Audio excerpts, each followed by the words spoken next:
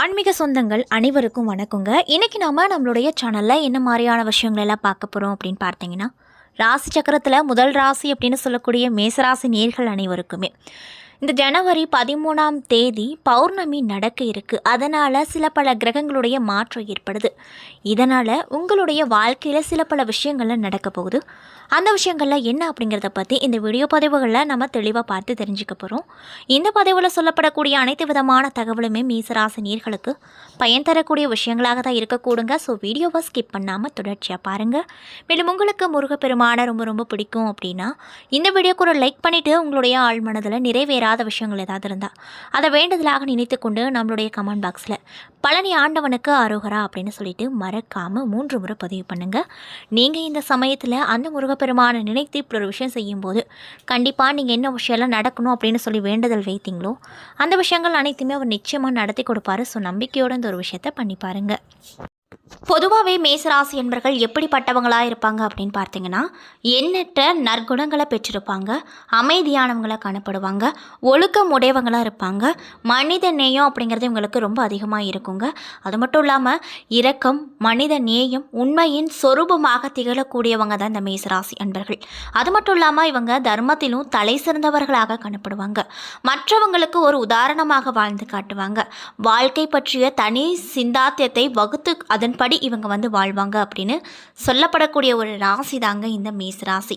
அது மட்டும் இல்லாமல் உங்களுக்கு அதிர்ஷ்டம் தரக்கூடிய நாட்கள்லாம் என்னென்ன நாட்கள் அப்படின்னு பார்த்தீங்கன்னா, செவ்வாய் கிரகத்தின் பார்வையில் இருப்பதால் இவர்களுக்கு செவ்வாய்க்கிழமை உகந்த நாளாக பார்க்கப்படுது. மேலும் புதன்கிழமையும் ஞாயிற்றுக்கிழமையும் உகந்ததாக பார்க்கப்படுது. அது மட்டும் இல்லாமல் வியாழக்கிழமை மற்றும் உங்களுக்கு உகந்த நாட்கள் அல்ல அப்படின்னு சொல்லப்படுதுங்க. அது மட்டும் இல்லாமல் உங்ககிட்ட இருக்கக்கூடிய பலவீனங்கள் என்ன அப்படின்னு பார்த்தீங்கன்னா, இந்த மேசராசியை சேர்ந்தவங்க தன்னம்பிக்கை மிகுந்தவங்களாக இருப்பாங்க, தான தர்மத்தின் மீது நம்பிக்கையற்றவர்களாக இருப்பாங்க, பயந்த சுபாவம் அப்படிங்கிறது இவங்களுக்கு அதிகமாக இருக்கும். இவர்களுக்கு கோபம் எளிதில் வரும், எதையும் எளிதில் ஏற்றுக்கொள்ளாதவங்க.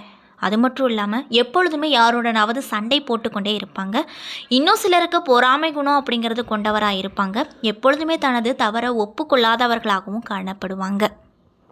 இப்படிப்பட்ட அன்பர்களுக்கு இந்த பௌர்ணமி முடிந்த பிறகு அவங்களுடைய வாழ்க்கையில் சில பல விஷயங்கள் எல்லாம் நடக்க போகுது. அந்த விஷயங்கள் என்ன அப்படிங்கிறத பற்றி இந்த வீடியோ பதிவுகளில் தெளிவாக பார்க்கலாங்க. ஸோ வீடியோவை ஸ்கிப் பண்ணாமல் தொடர்ச்சியாக பாருங்கள். அது மட்டும் இல்லாமல் நம்ம சேனலை மறக்காமல் சப்ஸ்கிரைப் பண்ணிடுங்க.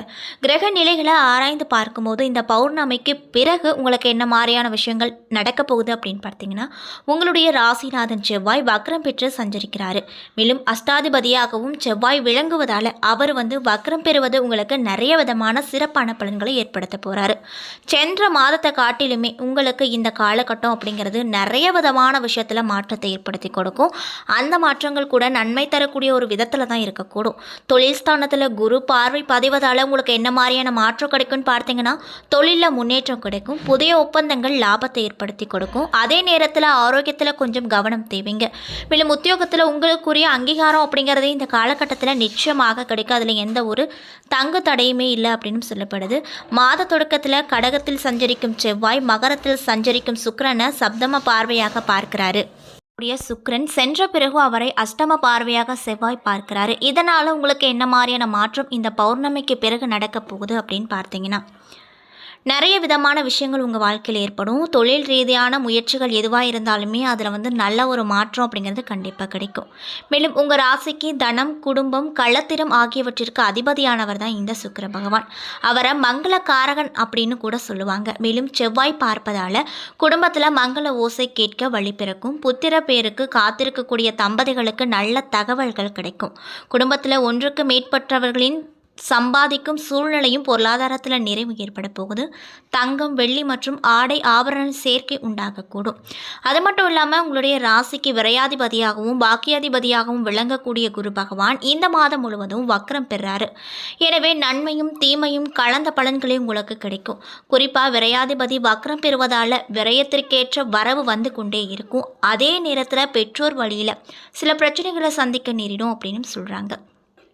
அது மட்டும் இல்லாமல் பெற்றோர் தன்னிடம் காட்டும் பாசத்தை விட மற்ற சகோதரர்களிடம் காட்டும் பாசம் அதிகமாக இருக்கிறது என்று கவலைப்படுவீங்க. உடன்பிறப்புகளின் அனுசரணை குறையும், யோசித்து செயல்பட வேண்டிய ஒரு காலகட்டமாகவும் உங்களுக்கு அமைஞ்சிருக்கு. மேலும் மார்கழி 15ஆம் தேதி கும்பராசிக்கு சுக்கிரன் சென்றிருக்காரு. மேலும் உங்களுடைய ராசிக்கு 2 மற்றும் 7 ஆகிய இடங்களுக்கு அதிபதியானவர் தான் இந்த சுக்கிர பகவான். அவர் லாபஸ்தானத்திற்கு வரும்போது பொருளாதார நிலை உச்சத்தை எட்டும், கொடுக்கல் வாங்குதல்ல சரள நிலை உருவாகும். அது மட்டும் இல்லாமல் கை மாற்றாகவோ கடனாகவோ வாங்கிய தொகை கொடுத்து மகிழ்வீங்க. புதிய ஒப்பந்தங்கள் அடுக்கடுக்காக வந்து சேரும். பதவி உயர்வு, ஊதிய உயர்வு தானாகவே வரக்கூடும். மேலும் மார்கழி 17ஆம் தேதி தனுசு ராசிக்கு புதன் சென்றிருக்காரு. மேலும் உங்கள் ராசிக்கு 3 மற்றும் 6 ஆகிய இடங்களுக்கு அதிபதியானவர் தான் இந்த புதன் பகவான். அவர் 9இல் சஞ்சரிக்கும் போது ஒளிமயமான எதிர்காலத்திற்கு உங்களுக்கு வழிவகுத்து கொடுக்கும். மேலும் பயணங்களால் பல பலன்கள் உங்களுக்கு கிடைக்க போகுது. அதில் எந்த ஒரு மாற்றமும் இல்லை அப்படின்னு சொல்லப்படுது. மேலும் புதிய வாகனங்கள் வாங்கும் யோகம் கிடைக்கும். வியாபாரத்தில் தள்ளி போன ஒப்பந்தங்கள் இப்பொழுது தானாகவே வந்து சேரும். உறவினர்களிடம் எதிர்பார்த்த உதவிகள் கிடைக்கும். உத்தியோகத்தில் கூடுதல் பொறுப்புகள் வந்து சேரும். மேலும் பொது வாழ்வில் ஈடுபட்டிருக்கக்கூடியவர்களுக்கு இந்த காலகட்டம் எப்படி அமைஞ்சிருக்குன்னு பார்த்தீங்கன்னா, உங்களுக்கு இருக்கக்கூடிய நெருக்கடி நிலைகள் அனைத்துமே விலகப் போகுது. வியாபாரம் மற்றும் தொழில் செய்பவர்களுக்கு புதிய முதலீடுகள் செய்யும் வாய்ப்பு கிடைக்கும். உத்தியோகத்தில் இருப்பவங்களுக்கு செல்வாக்கு அதிகரிக்கும். கலைஞர்களுக்கு வருமானம் கிடைக்கும். மாணவ மற்றும் மாணவிகளுக்கு கல்வியில் முன்னேற்றம் உண்டாகும். பெண்களுக்கு குடும்ப பொறுப்புகள் அதிகரிக்கும். மேலும் உங்களுக்கு அதிர்ஷ்டம் தரக்கூடிய நாட்கள் என்னன்னு பார்த்தீங்கன்னா, ஜனவரி 9, 10, 11. மகிழ்ச்சி தரக்கூடிய வண்ணம் ரோஸ். அதே போல் உங்களுக்கு இந்த காலகட்டத்தில் காரியங்கள் அனைத்துமே அனுகூலமாக நடக்கும். பணப்புழக்கம் அப்படிங்கிறது ரொம்ப அதிகமாக கிடைக்கும். குடும்பத்தில் சுப நிகழ்ச்சிகள் நடைபெறக்கூடும். இன்னும் சிலருக்கு புதிய வாகனம் வாங்கக்கூடிய யோகமும் பிறக்க போகுது. உறவினர்களும் நண்பர்களும் நன்மையை தரக்கூடிய வகையில் உங்களுக்கு உதவி செய்வாங்க. கொடுத்த கடனை திருப்பி கிடைக்கும். தந்தையோடு வீண் மனசுதாபங்கள் ஏற்பட வாய்ப்பு இருப்பதால் ரொம்ப கவனமாக இருக்கணும். அது மட்டும் இல்லாமல் தந்தை வழி உறவுகளால் அலைச்சலும் செலவுகளும் ஏற்படக்கூடும். இன்னும் சிலருக்கு சிறிய அளவில் ஆரோக்கியம் பாதிக்கப்படக்கூடும். என்றாலுமே சிகிச்சையின் மூலமாக உடனே நிவாரணம் கிடைத்துவிடும். மேலும் குடும்பத்தில் வாழ்க்கை துணையின் ஆலோசனை கேட்டு செயல்படுவது உங்களுக்கு இந்த காலகட்டத்தை பொறுத்த வரைக்கும் ரொம்ப நல்லது அப்படின்னு சொல்கிறாங்க. மேலும் பிள்ளைகளால் தர்ம சங்கடமான சூழ்நிலைகளை சமாளிக்க வேண்டிய சூழ்நிலை அப்படிங்கிறது வரப்போகுது. மேலும் மாத பிற்பகுதிக்கு மேலே மேற்கண்ட வகையில் நல்ல மாற்றங்களை எதிர்பார்க்கலாம். அடிப்படை வசதிகளை ஏற்படுத்தி கொள்வீங்க. நவீன ரக மின்சார மின்னணு சாதனங்கள் வாங்கும் வாய்ப்பு கிடைக்கும். உறவினர்களால் அனுகூலம் ஏற்படும். என்றாலுமே சில பிரச்சனைகளும் ஏற்படக்கூடும். மேலும் சகோதரர்களின் அன்பும் ஆதரவும் உங்களுக்கு அதிகமாக இருக்கும்.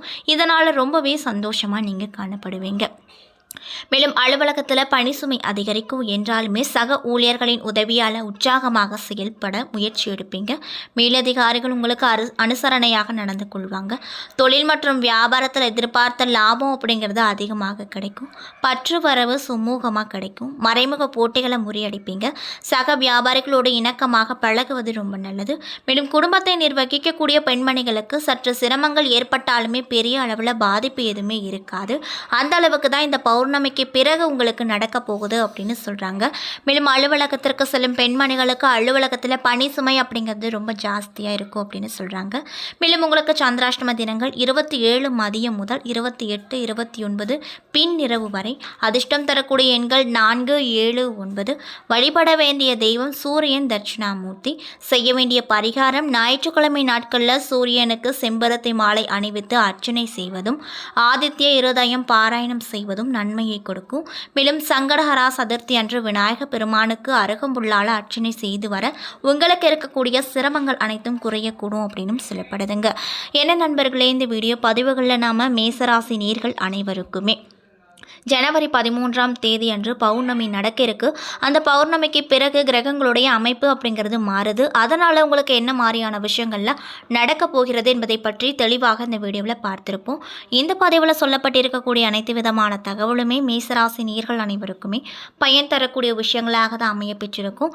ஸோ வீடியோ பிடிச்சிருந்தால் லைக் பண்ணுங்கள், ஷேர் பண்ணுங்கள். அது மட்டும் இல்லாமல் உங்களுக்கு முருகப்பெருமானை ரொம்ப ரொம்ப பிடிக்கும் அப்படின்னா அந்த வீடியோக்கு ஒரு லைக் பண்ணிவிட்டு உங்களுடைய ஆள் மனதில் நிறைவேறாத விஷயம் ஏதாவது இருந்தால் அதை வேண்டுதலாக நினைத்து கொண்டு நம்மளுடைய கமெண்ட் பாக்ஸில் பழனி ஆண்டவனுக்கு அரோகரா அப்படின்னு சொல்லிட்டு மறக்காமல் 3 முறை பதிவு பண்ணுங்க. மேலும் இது போன்ற ஆன்மீக தகவல்கள் அனைத்தையும் நீங்கள் உடனடியாக தெரிஞ்சுக்கணும் அப்படின்னு ஆசைப்பட்டால் நம்மளுடைய முருகன் ஆஸ்ட்ரோ சேனலை மறக்காமல் சப்ஸ்கிரைப் பண்ணிவிட்டு கீழே இருக்கும் பெல்லைக்கானையும் மறக்காமல் கிளிக் பண்ணுங்கள். அப்போ தான் நம்ம சேனலில் போடுற ஒவ்வொரு வீடியோவுமே உங்களுக்கு நோட்டிஃபிகேஷன் மூலியமாக உடனுக்குடனே வந்து சேரும். நன்றி.